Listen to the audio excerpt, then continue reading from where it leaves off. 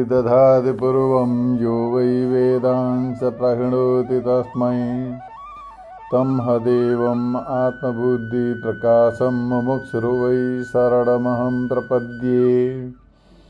वैदिक दिव्य ज्ञान प्रतिष्ठानमा सबैजनालाई हार्दिक स्वागत तथा अभिनन्दन गर्दै अब यो श्रीमद् भगवत गीताको तृतीय अध्याय अन्तर्गत आजको विषयलाई प्रस्तुत गरिन्छ। ग्रन्थकारले भगवानको आशयलाई व्यक्त गर्दै अगाडि बताउनुहुन्छ। तया यदुक्तं तत्सत्यं तवैवा अयं बुद्धि दूचर तदाह यदुक्तं तत्त्वया न ज्ञातम्।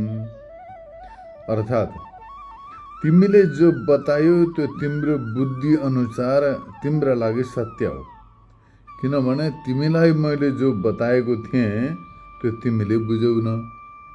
अर्थात् भगवानले जो बताउन खोज्नु भएको त्यो भगवानको आशयलाई अर्जुनले बुझ्न सकेनन् र उनी भ्रमित भयो।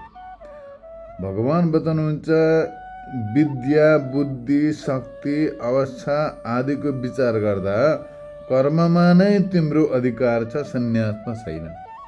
भगवानले यो बताउनु भयो। तिम्रो विद्या, तिम्रो बुद्धि, तिम्रो शक्ति, तिम्रो अवस्था आदि सबै विचार गर्दाखेरि तिमीलाई कर्ममा अधिकारी मानिन्छ, सन्यासमा अधिकारी मानिँदैन। यसकारण मैले बताएको थिएँ कि तिम्रो कर्ममा अधिकार छ। फेरि पनि चित्तको शुद्धिको लागि, ज्ञानको सिद्धिको लागि तिमीले कर्म नै गर्नुपर्दछ, फलका लागि होइन। फलको अभिलाषा लिएर कर्म गर्ने होइन, चित्त शुद्धिको लागि कर्म गर्नुपर्दछ। फलको अभिलाषा लिएर, फलको आशा राखेर कर्म गर्नेवाला व्यक्ति कृपण कहिन्छ, त्यसलाई कृपण भनिन्छ। त्यस कारणले गर्दाखेरि तिमीलाई मैले कर्म छोडेर बुद्धिको आश्रय ल्याऊ भनेर बताएको थिइनँ। मैले त दुवैको मर्म बताएको थिएँ। त्यस कारणले गर्दाखेरि तिमीले कर्म गर, कर्म गरेर अन्तःकरणलाई शुद्ध गर, तत्पश्चात तिमीले ज्ञान मार्गको आश्रय ल्याऊ र ज्ञानद्वारा तत्त्वको साक्षात्कार गरेर तिमीले आफ्नो जीवनलाई सफल बनाउन सक्नेछौ। अतः राजस्वीय र बृहस्पति सभा आदिको समान ज्ञान र कर्मको कर्ताहरू भिन्न भिन्न हुनाले गर्दाखेरि एउटै व्यक्तिद्वारा कर्म पनि ज्ञान पनि एकै साथमा सम्भव हुन सक्दैन। त्यस कारणले गर्दाखेरि या त कर्मको आश्रय लिनु पर्यो या त ज्ञानको आश्रय लिनु पर्यो। कुन चाहिँ आश्रय लिनु ठिक छ त भन्दा त्यो अधिकारीमा निर्भर गर्दछ। कसको अधिकारी छौ? ज्ञानको अधिकारी छ भने उसले ज्ञानको आश्रय लिनु पर्यो। कर्मको अधिकारी छ भने उसले कर्मानुष्ठान गर्नु पर्यो। कर्मानुष्ठान गरेर चित्त शुद्ध भएपछि फेरि ज्ञानको आश्रय लिन सक्दछ। त्यस कारणले गर्दाखेरि ज्ञान र कर्म दुवै एक साथमा हुन सक्दैन, एउटा कुरो। अर्को कुरो, ज्ञान र कर्मका अधिकारी पनि भिन्न भिन्न हुने गर्दछन्। त्यस कारणले गर्दाखेरि साङ्ख्य विषयक बुद्धि तिमीले जो बतायो त्यो योग विषयक बुद्धिलाई पनि सुन, यस्ता प्रकारले पहिले बताएको थियो। त्यसैलाई फेरि म बताउँदछु। तिमीलाई मैले पहिले बताएको थिएँ कि साङ्ख्य विषयक बुद्धि तिमीले सुन्यौ भने ज्ञान मार्ग, ज्ञानका सम्बन्धमा मैले तिमीलाई बताएँ, तिमीले सुन्यौ। अब कर्म मार्गका सम्बन्धमा पनि म तिमीलाई बताउँदछु, कर्मयोगका सम्बन्धमा पनि जान भनेर यस्तो प्रकारले पहिले बताएको थियो। त्यसलाई पुनः यहाँनिर भगवानले बताउनुहुन्छ। श्री भगवान उवाच लोकेस्मिन् द्विविधा निष्ठा पुरा प्रोक्ता मया नघ ज्ञानयोगेन साङ्ख्यानां कर्मयोगेन योगिनाम्। अर्थात् पूर्वमा माने पहिले वेद स्वरूपधारी मैले, माने वेदको स्वरूप धारण गर्नेवाला जो म परम ब्रह्म परमात्मा स्वरूप जो छु, मैले यो लोकमा स्वधर्म परायण भने आफ्नो धर्ममा निष्ठा राख्ने, आफ्नो धर्म कर्तव्यप्रति सदैव संलग्न रहने ब्राह्मण आदि मुमुक्षुहरूका लागि दुई प्रकारका निष्ठाहरू बताएको छु। जो मुमुक्षु व्यक्तिहरू छन् आफ्ना धर्ममा समर्पित, उनीहरूको लागि दुई प्रकारका निष्ठा मैले पहिले बताएको छु। अर्थात् ब्रह्मज्ञानी योगीहरूको लागि ज्ञानयोगद्वारा एउटा निष्ठा अवस्थिति बताएको छु र गृहस्थहरूका लागि कर्मयोगद्वारा अर्को निष्ठा बताएको छु।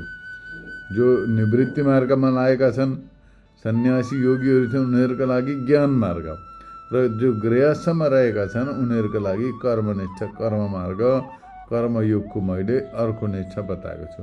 यस्तो प्रकारले दुई प्रकारका निष्ठा छन्, एउटा चाहिँ ज्ञान निष्ठा, अर्को चाहिँ कर्मनिष्ठा। यस्तो प्रकारले ज्ञान योगेन साङ्ख्यानाम कर्मयोगेन योगिनाम। यस्तो प्रकारले ब्रह्मज्ञानी योगीहरूका लागि ज्ञानयोगद्वारा एउटा निष्ठा र गृहस्थहरूका लागि कर्मयोगद्वारा अर्को निष्ठाका सम्बन्धमा मैले बताएको छु। यस्तो प्रकारले यहाँनिर भगवानले बताउनु भयो। अब यसलाई भावार्थ बताइयो, यसलाई व्याख्याद्वारा बुझ्नु पर्दछ। अब यहाँ भगवानले बताउनु भएको छ दुईटा निष्ठाका सम्बन्धमा, कर्मनिष्ठा र ज्ञान निष्ठा।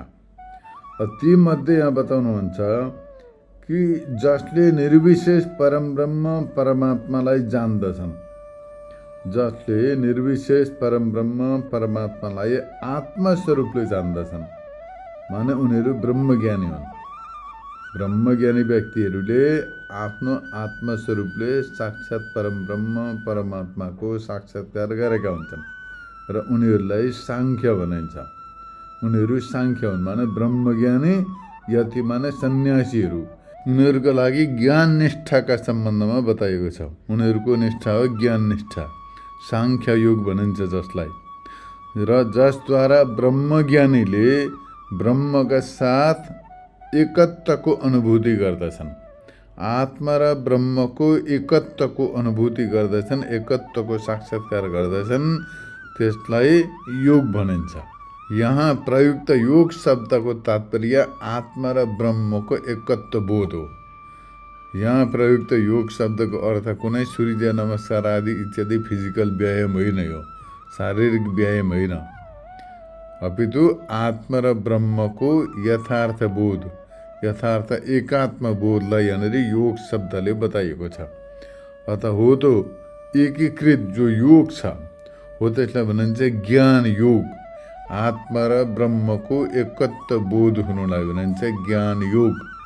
त्यो ज्ञान योगद्वारा ज्ञानीजनहरूले आत्मा र ब्रह्मको एकत्वको अनुभव गर्दछन् र यो सबै साराका सारा जो दृश्य प्रपञ्च छ यो पनि ब्रह्म तत्त्वदेखि भिन्न छैन र म स्वयं पनि ब्रह्मस्वरूप हुँ। यस्तो प्रकारले ब्रह्मकार वृत्तिद्वारा निष्ठा माने निश्चल रूपले स्थितिका सम्बन्धमा बताइयो। यहाँ निष्ठा शब्दको अर्थ के हो भने निश्चल रूपले स्थिति हुनु।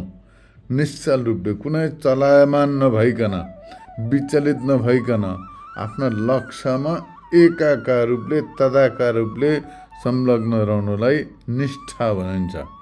नत्र भने मान्छे विचलित हुन्छ, आज एउटा कुरो गर्छ भोलि अर्को कुरो गर्छ, आज एउटा संस्थातिर लाग्दैछ भोलि अर्का पन्थतिर जान्छ, पर्सि अर्कातिर सम्प्रदायतिर लाग्दैछ।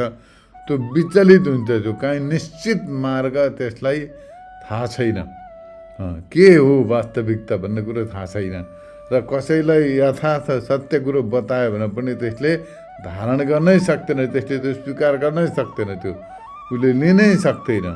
उसले जो मान्यता पक्रेको छ, जो उसले आफ्ना दिमागमा जो भरेको छ त्यसैलाई लिएर घुमिरहेको हुन्छ। त्यस कारणले गर्दाखेरि त्यस्ता व्यक्तिलाई यो ज्ञान निष्ठा भक्ति निष्ठा प्राप्त हुन सक्दैन। त्यस कारण यहाँ भगवान बताउनुहुन्छ अन्तःकरण शुद्ध भएको व्यक्तिलाई मात्रै ज्ञान निष्ठा प्राप्त हुन सक्दछ। अन्तःकरण शुद्ध भन्नाले केवल काम क्रोध लोभ मोह अहङ्कार रहित हुनलाई मात्रै भनेको होइन। यो काम क्रोध लोभ मोह र अहङ्कार ईर्ष्या मद जस्ता यस्ता प्रकारका विकारहरू त सर्वथा हटाउनै पर्दछ, अन्तःकरण शुद्धि हुँदैन नत्र भने। यी सबै हटाएर अन्तःकरण शुद्ध हुन्छ। त्यो शुद्ध भए पश्चात पनि मनुष्य काहीँ न काहीँ गएर भ्रममा फँसेको हुन्छ, अध्यात्मका नाममा धर्मका नाममा विचलित भइरहेको हुन्छ। ऊ निश्चित मार्गलाई प्राप्त गर्न सकेको हुँदैन, उसले निश्चित मार्गमा लाग्न सकेको हुँदैन। त्यसै कारण भगवानले बताउनुहुन्छ जो यो गीतामा बताइएको छ ज्ञान निष्ठा र कर्मनिष्ठा, हो यो ज्ञान निष्ठा र कर्मनिष्ठा मध्ये एउटा निष्ठामा अविचल रूपले संलग्न भयो भने मात्रै उसले आफ्नो लक्ष्यलाई प्राप्त गर्न सक्दछ। अर्को तेस्रो बाटो कुनै पनि छैन। ज्ञान निष्ठा छ र कर्मनिष्ठा छ। यो दुईटा निष्ठाका सम्बन्धमा बताइएको छ। कर्मनिष्ठा हुनु पर्यो, संलग्न भएर एकदम निरन्तर रूपले कर्मयोगी बन्नु पर्यो, त्यो कर्मनिष्ठा भयो। अथवा अन्तःकरण शुद्ध गरेपछि ज्ञान निष्ठामा संलग्न हुनु पर्यो, एकदम अविचल भावले, काहीँ केही अन्य विषयलाई सोच्नु भएन, अनन्य योगलाई प्राप्त हुनु पर्यो। यस्ता प्रकारले अनन्य भावले एक ज्ञानमा संलग्न रहनलाई भनिन्छ ज्ञान निष्ठा। सदैव एकै रीतिले माने एउटै प्रकारले कर्तव्य रूपले त्यसको विधान गरेको छ, एकै प्रकारले, त्यो भिन्न भिन्न प्रकारले होइन।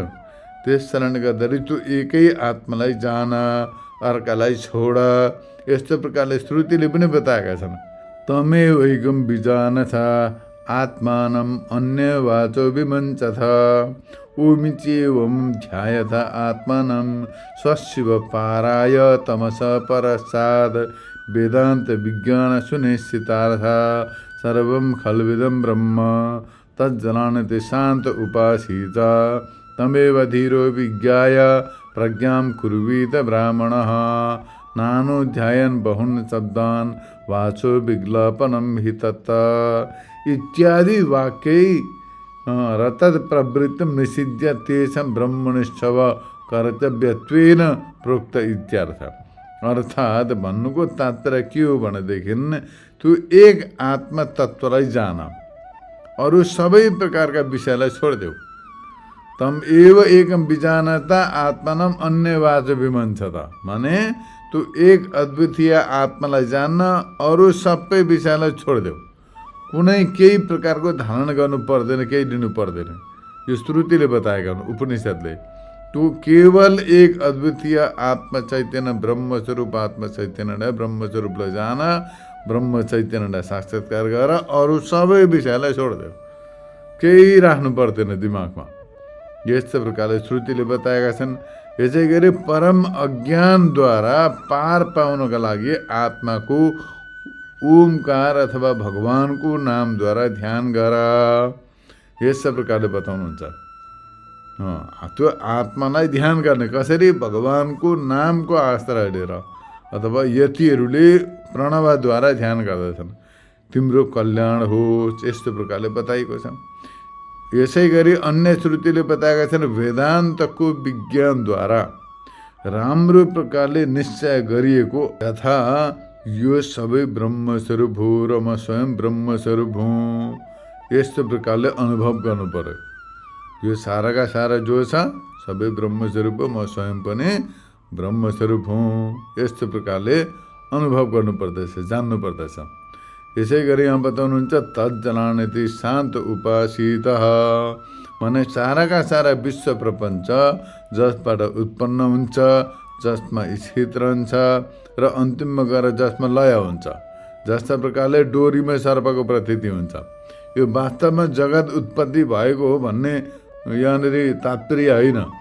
जस्ता प्रकारले डोरीमा सर्पको प्रतीति हुन्छ, सिपीमा रजतको प्रतीति हुन्छ, ठुटामा पुरुषको प्रतीति हुन्छ, त्यस्तै प्रकारले एक अद्वितीय ब्रह्म चैतन्यमा यो साराका सारा जगत प्रतीति भइरहेको छ, जगतको प्रतीति हुँदैछ। त्यस कारणले गर्दाखेरि वास्तवमा जो प्रतीत हुँदैछ यो विवर्त मात्रै हो, वास्तवमा यो सत्य होइन। सागरमा उत्पन्न भएको लहर जस्तो, सागरमा उत्पन्न हुने जो लहरहरू छन्, छाल्काहरू छन्, त्यस्तै प्रकारले एक अद्वितीय ब्रह्म चैतन्यमा यो साराका सारा नाम रूपात्मक जगत प्रतीति भइरहेको छ। र यस्तो प्रकारले त्यो एक अद्वितीय ब्रह्म चैतन्यमा नै यो साराका सारा जगत प्रतीत हुन्छ, त्यसैमा स्थित भएको प्रतीत हुन्छ। अन्तिममा गएर नाम रूपात्मक साराका सारा जगत त्यही लिनुहुन्छ। त्यस कारणले गर्दाखेरि हो त्यो ब्रह्म चैतन्यको उपासना गर। तज्जनानति शान्त उपासित, यो वेदको वचन हो, श्रुतिको वाक्य हो। कसको उपासना गर्ने भन्दा कुनै ऐरे गैरेको उपासना गर्ने होइन, कुनै भूत प्रेतको उपासना गर्ने होइन, कुनै व्यक्तिको उपासना गर्ने होइन, कुनै परिवार इत्यादि कसैलाई एउटा ईश्वर मानेर पूजा गर्ने उपासना गर्ने होइन। कसको गर्ने? जसबाट साराका सारा जगत उत्पन्न हुँदैछ, जसमा स्थित छ र अन्तिममा गएर जसमा लीन हुन्छ हो त्यसको उपासना गर। तज्जनानिति शान्त उपासित हो, त्यस्तो तत्त्वको उपासना गर्नु, त्यो ब्रह्म तत्त्वको उपासना गर। हो त्यही ब्रह्म तत्त्वको उपासना साधारण व्यक्तिले पनि गर्न सकुन् भन्ने उद्देश्यले आद्य जगद्गुरु भगवान भाष्यकार जगद्गुरु शङ्कराचार्यले पञ्चदेव उपासनाको क्रम बताइदिनु भयो।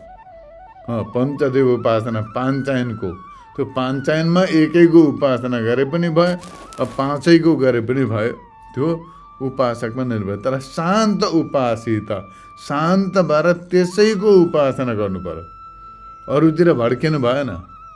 यी आधुनिक युगमा उत्पन्न भएका इत्यादि पनि भगवानका नाममा जो भ्रमहरू उत्पन्न भएका छन् त्यसका पछाडि पर्नु हुँदैन। जो वेदले बताएका छन् तज्जनानिति शान्त उपासित हो, त्यस्तो उपासना गर्नु पर्यो। तिनलाई सगुण शाखा रूपमा उपासना गर्दा शङ्करको उपासना, रामको उपासना, कृष्णको उपासना, देवी गणेश सूर्य इत्यादिको उपासना गरिन्छ। अब त्यो उपासना गर्नेले, सगुण उपासना गर्नेलाई उनीहरूलाई सगुण उपासक भनिन्छ। त्यस्तै प्रकारले अब तिनीहरूलाई निर्गुण रूपले पनि उपासना गर्न सकिन्छ। त्यस्तै प्रकारले हिरण्यगर्भको उपासक हुन्छन्, विराटको उपासक हुन्छन्, अन्तर्यामी ईश्वरको उपासक हुन्छन्, भिन्न भिन्न प्रकारको उपासकहरू हुन्छन्। चाहे कोही पनि हो, तर एउटै तत्त्वको उपासना गर्ने हुन्थे, सबै एकैका उपासक हुन्। र यस्तो प्रकारले तिनीहरूलाई शान्त उपासित, शान्त भएर उपासना गर्नु, कुनै विचलित नभइकन आनन्दित भएर तदाकार भएर।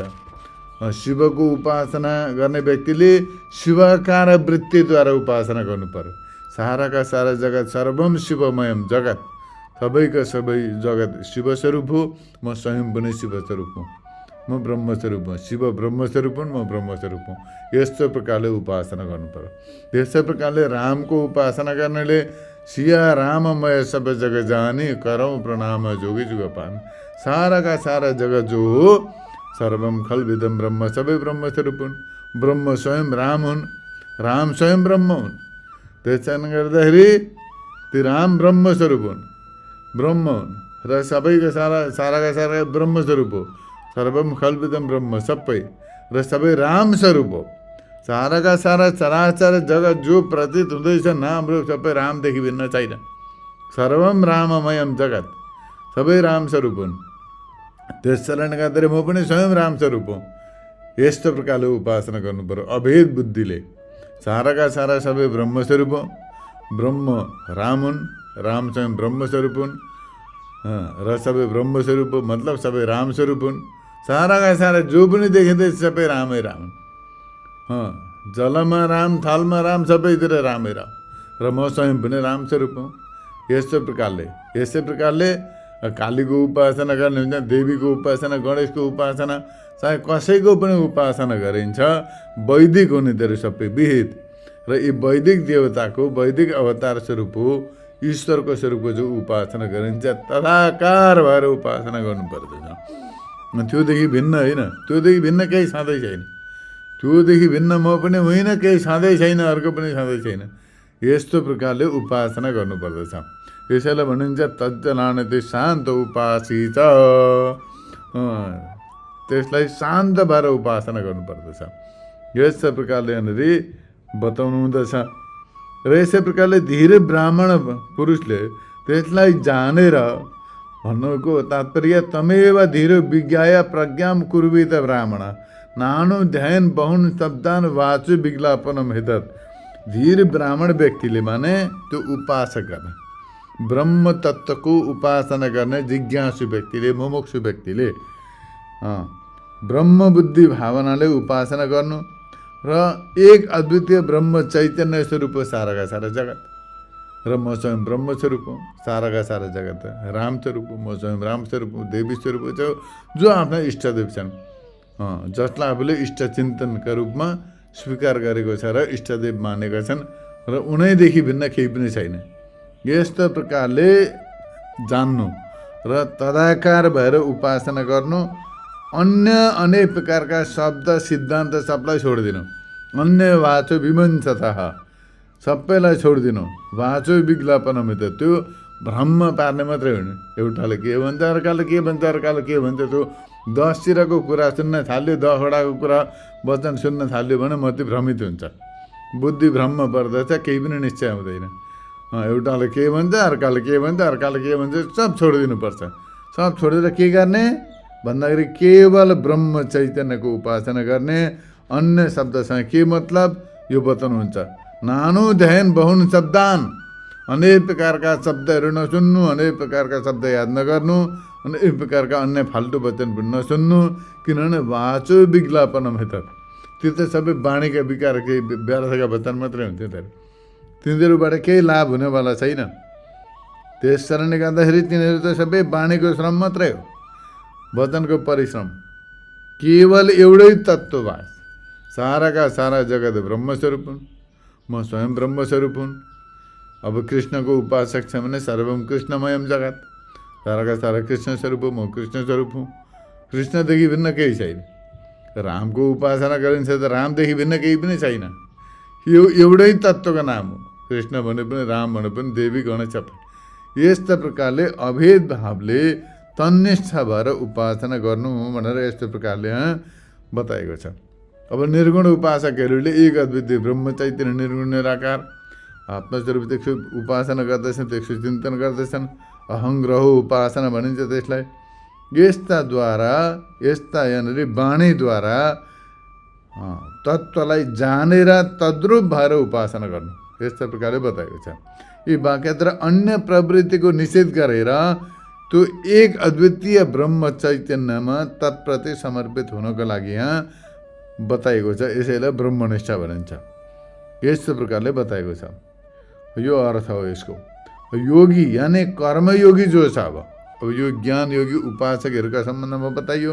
अब कर्मयोगी जो गृहस्थ छ, कर्मयोग गर्ने जो गृहस्थ छ, उसले कर्मयोगद्वारा जुन कर्मको अनुष्ठान गर्दा, जुन कर्मको आश्रय लिँदा आध्यात्मिक प्रगति हुन्छ, धार्मिक प्रगति हुन्छ, आध्यात्मिक चेतनाको विकास हुन्छ, त्यसलाई योग भनिन्छ, कर्मयोग भनिन्छ। त्यो कर्मरूप नै योग कर्मयोग भनिन्छ। त्यो कर्मरूप जो योग छ त्यसलाई कर्मयोग भनिन्छ। जसबाट निष्ठा माने नियमित रूपले स्थिति हुन्छ त्यसमा। निष्ठा भने नियमित रूपले त्यसमा स्थिति हुनु, त्यसबाट विचलित हुनु भएन। यस्तो प्रकारले कर्मरूप योग कर्मयोग हो। त्यसमा नियमित रूपले स्थिति हुनुलाई निष्ठा भनिन्छ, कर्मयोग भनिन्छ, कर्मनिष्ठा। यस्तो प्रकारले यहाँनिर बताउनुहुन्छ। प्रतिदिन सन्ध्या गर्नु। अब कस्ता प्रकारका कर्मयोग गर्ने त भन्दा अहरह सन्ध्यामुपासितः, प्रतिदिन ब्रह्म मुहुर्तमा उठेर स्नान गरेर गायत्री मन्त्रको जप गर्नु। सन्ध्या वन्दन गर्नु भने गायत्रीको जप गर्नु, वेद पाठ गर्नु, अग्निहोत्र गर्नु, सूर्यलाई अर्घ्य दिनु, तर्पण गर्नु, मार्जन गर्नु, दान दिनु, यज्ञ गर्नु। यस्तो प्रकारले त्यहाँदेखि नै शास्त्रीय स्वाध्याय चिन्तन गर्नु, सत्सङ्ग सुन्नु, वैदिक मन्त्र शान्ति पाठ इत्यादि गर्नु। यस्तो प्रकारका जो प्रतिदिन गरिने जो सन्ध्या नित्य कर्म छ त्यसलाई प्रतिदिन गर्नु। र अहरह सन्ध्यामुपासित यो गृहस्थको कर्तव्य। अब आजभोलि छोडे, सबैले छोडे, अब गर्दैनन्। 8 बजी उठ्छन्, बासी भात खाएर ड्युटी जान्छन्, आफ्नो के इच्छा पैसा कमाउन जान्छन्। त्यति नै रह्यो उनीहरूको। त्यसैलाई कर्मयोग मान्दैछन्। तर यो कर्मयोगसँग मतलब छैन। त्यो चाहिँ भुँडी योग हो, कर्मयोग होइन। त्यो भुँडी योग मात्रै हो त्यो। त्यस कारणले गर्दाखेरि त्यो भुँडी योगले काम दिँदैन। कर्मयोग भने प्रातःकाल ब्रह्म मुहुर्तमा उठेर स्नान गरेर गायत्री मन्त्र जप्नु, 1000 गायत्री।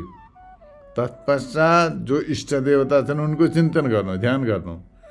गायत्री मन्त्र नजप्ने जो अन्य छन् उनीहरूले पनि कुनै इष्ट देवतालाई धारण गरेर उनीको ध्यान गर्नु, चिन्तन गर्नु, सुमिरन गर्नु, नाम जप्नु।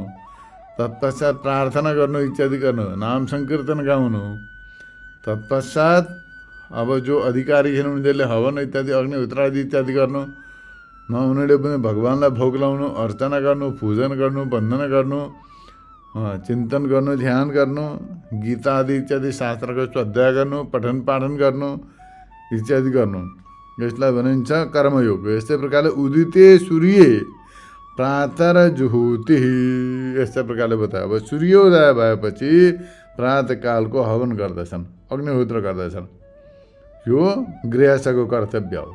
सूर्यको उदय भएपछि हवन गर्नु, यस्तो प्रकारले यहाँ शास्त्रले बताएका छन्। वसन्ते ब्राह्मणो अग्निना ददितः, यस्तै प्रकारले अगाडि बताउनुहुन्छ। यहाँ वसन्त ऋतुमा ब्राह्मणले अग्निको आधान गर्नु। वसन्त ऋतु, अब मान्छेलाई त्यो ऋतु नै थाहा छैन कुन हो वसन्त ऋतु, माने चैत वैशाख वसन्त, चैत र वैशाखमा वसन्त ऋतु हुन्छ। चैत र वैशाखलाई वसन्त ऋतु मानिन्छ। वसन्त ऋतुमा चैत वैशाख पर्दछन्। 6वटा ऋतु हुन्छन्, एउटा ऋतुमा 2टा महिना हुन्छन्। 2 महिनाको एक ऋतु हुन्छ र 12 महिनामा 6वटा ऋतु हुन्छन्। चैत वैशाख वसन्त, जेठ असार ग्रीष्म, साउन भदौ वर्षा, असोज कार्तिक शरद, मुङ्सिर पुष हेमन्त र माघ फागुन शिशिर। यस्तो प्रकारले 6वटा ऋतु हुन्छन् र ब्राह्मणले वसन्त ऋतुमा अग्निको आधान गर्नु, अग्नि स्थापना गर्नु र प्रतिदिन बिहान उठेर त्यसमा हवन गर्नु, यस्तो शास्त्रीय विधान छ। निष्काम भावले, केही स्वार्थ छैन, मनमा केही भावना छैन, यस्तो प्रकारले गर्नु। यहाँ कर्म गर्दै नै 100 वर्ष बाँच्ने इच्छा गर, यस्तो प्रकारले बताएका छन्। गुरुमन्यवेह कर्माणि जीविष्य शतकं समा, अर्थात् 100 सालसम्म बाँच्ने इच्छा गर्नु। म यस्तै प्रकारले प्रातःकाल उठेर सन्ध्या गर्न सकौँ, यस्तो प्रकारले हवन गर्न सकौँ, दान पुण्य गर्न सकौँ, यस्तो प्रकारले धारणा राखेर चाहिँ यसलाई कर्मको फल मानिँदैन। कर्म गर्ने इच्छा गर्नु, 100 वर्षसम्म बाँच्ने इच्छा गर्नु कर्म गर्दै, त्यो निकम्मे भएर होइन। शास्त्रीय कर्मको कुरो गरेको यहाँनिर। शास्त्रीय कर्म जो छ वैदिक कर्म गर्दै 100 वर्षसम्म बाँच्ने इच्छा गर्नु, यस्तो प्रकारले बताएको छ। यस कारण स्वाध्याय गर्नु पर्दछ। यहाँ बताउनुहुन्छ ऋतम च तस्मा स्वाध्यायो अध्येतव्य, माने मनुष्यले प्रतिदिन शास्त्रको स्वाध्याय गर्नुपर्दछ र अध्ययन गराउनु पनि, स्वयं पनि पढ्नु, अरूलाई पढाउनु पनि यो कर्तव्य हो। त्यसै भए विद्याको परम्परा रहिरहन्छ। अत आजभोलि त अब स्कुल पढाइदिन्छन्, केही जान्दैन। कर्तव्यका सम्बन्धमा 1-2वटा भाषा जान्दछ, त्यही भुँडी योगको भुँडी विद्या सिकेर आउँछ, अरू केही पनि जान्दैन। त्यस कारणले गर्दाखेरि यहाँ बताउनुहुन्छ शास्त्रीय कर्म प्रतिदिन सन्ध्या गर्नु, सूर्योदय भएपछि हवन गर्नु, वसन्त ऋतुमा ब्राह्मणले अग्निको आदान गर्नु, कर्म गर्दै 100 वर्षसम्म बाँच्ने इच्छा गर्नु, स्वाध्याय गर्नु, पढाउनु। यसै प्रकारले ऋतम चाहिँ स्वाध्याय र प्रवचन गर्नु, माने ऋतम च स्वाध्याय प्रवचनेन, अर्थात् प्रतिदिन स्वाध्याय गर्नु, सत्य बोल्नु, प्रवचन गर्नु, यस्तो प्रकारले बताउनुहुन्छ। सत्य बोल्नु, स्वाध्याय गर्नु, प्रवचन गर्नु, यस्तै प्रकारले अग्निलाई राख्नु। अग्निलाई माने सदैव जीवित राख्नु। अग्निहोत्रम च स्वाध्याय प्रवचनेन सत्यम वद धर्मम चर तानि तयोपास्यानि, यस्तो प्रकारले मनुष्यले निरन्तर गर्नुपर्दछ। सत्य बोल, धर्म गर। हाम्रा जो शोभन चरित्र छन्, माने उत्तम चरित्र छन्, शील गुण छन्, तिनीहरूलाई धारण गर। वेदले बताएका हुन्। गुरुकुलमा बसेर विद्या अध्ययन गरिसकेपछि जब व्यक्ति गुरुकुलबाट समावर्तन गर्दछ, माने फर्केर घर आउन चाहन्छ, त्यति बेला आचार्यहरूले बताउँदछन् हाम्रा जो उत्तम चरित्र छन्, शील छन्, उनीहरूको अनुकरण गर्नु, उनीहरूको तिमीहरूले अनुकरण गर्नु, उनीहरूको फलो गर्नु। अब मनुष्य कुनै न कुनै गल्ती होला, कुनै त्रुटि होला, कोही भुल होला, तिनीहरूले नगर्नु। ती जो छन् भुल त्रुटिहरू जो छन् उनीहरूको अनुकरण गर्नु, हाम्रो उत्तम चरित्रको तिमीहरूले पालन गर्नु, त्यसको अनुकरण गर्नु, फलो गर्नु इत्यादि श्रुतिहरूबाट 14 स्मार्त कर्मनिष्ठा नै कर्मयोगीहरूको लागि कर्तव्य हो भनेर बताइएको छ। यो जो बताइयो नि यसलाई भनिन्छ कर्मयोग। यस्तै प्रकारले अब कसैले अब विद्यालय बनाइदियो, बगैँचा बनाइदियो, होइन, औषधालय बनाइदियो, विद्यालय बनाइदियो, त्यो पनि कर्मयोग अन्तर्गतै पर्दछ। देश सेवा, परोपकार, दान पुण्य इत्यादि जो पनि छ, आफ्ना लागि नगरेर देवताका लागि, पितृका लागि, जनसमुदायका लागि, देशका लागि, अन्य पशु प्राणी, अन्य जीवित प्राणीहरूका लागि, देवताका लागि, ईश्वरका लागि जो कर्म गरिन्छ यिनीहरू सबै कर्मयोग अन्तर्गत पर्दछन्। यो गृहस्थको कर्तव्य यस्तै प्रकारले बताइएको छ। यी सबै विधान गरेका छन्। यस्तै प्रकारले कर्मी गृहस्थहरू र अकर्मी सन्यासीहरूका लागि दुईटा निष्ठा यहाँनिर बताइयो। गृहस्थहरूका लागि कर्मयोग, कर्मी गृहस्थहरू जो छन् उनीहरूका लागि कर्मनिष्ठा, र जो ज्ञान निष्ठा, ज्ञान सम्पन्न जो सन्यासीहरू छन्, जो निवृत्ति मार्गमा तत्पर छन्, उनीहरूका लागि ज्ञान निष्ठा, दुईटा प्रकारका निष्ठाका सम्बन्धमा अलग अलग रूपले बताइएको छ। जसका लागि जो अधिकारी छ उसका लागि त्यही बताइएको छ। यस्ता प्रकारले यहाँनिर भगवानले गीताको तेस्रो अध्यायको तृतीय श्लोकमा बताउनु भएको छ। र मनुष्यले जीवनमा जान्नुपर्ने, बुझ्नुपर्ने र गर्नुपर्ने जो छन्, र मनुष्यको लौकिकदेखि लिएर पारलौकिक एकदम आध्यात्मिक कर्तव्य जति छन् ती सबैका सम्बन्धमा गीतामा स्पष्ट रूपले बताइएको छ। तर अब विडम्बना के छ भने गीताको अध्ययन गर्दैनन्। अध्ययन गरे तापनि काहीँ साम्प्रदायिक पुस्तकहरू ल्याएर पढ्दछन्। उनीहरूले आफ्ना आफ्ना सम्प्रदायका हिसाबले अर्थ लगाएका हुन्छन्, त्यसैलाई पढ्दछन्। उनीहरूकै तिलेपेटी, यताउता चन्दन पोटली बोकेर घुम्छन्। गीताको वास्तविक जो अर्थ छ, यथार्थ अर्थ जो छ, त्यसदेखि उनीहरू टाढा हुन्छन्। त्यस कारणले गर्दाखेरि कुनै योग्य विद्वान व्यक्तिका सान्निध्यमा रहेर अथवा विद्वान व्यक्तिद्वारा जो प्रवचन गरेका जो गीताका वाणीहरू छन् तिनीहरूलाई राम्रोसँगले सुनेर त्यसलाई अवलम्बन गरेर जीवनलाई सफल बनाउन सकिन्छ। यस्ता प्रकारले आजको विषयलाई विवेचना गरियो। आजलाई यति नै। हरि ओम तत्सत।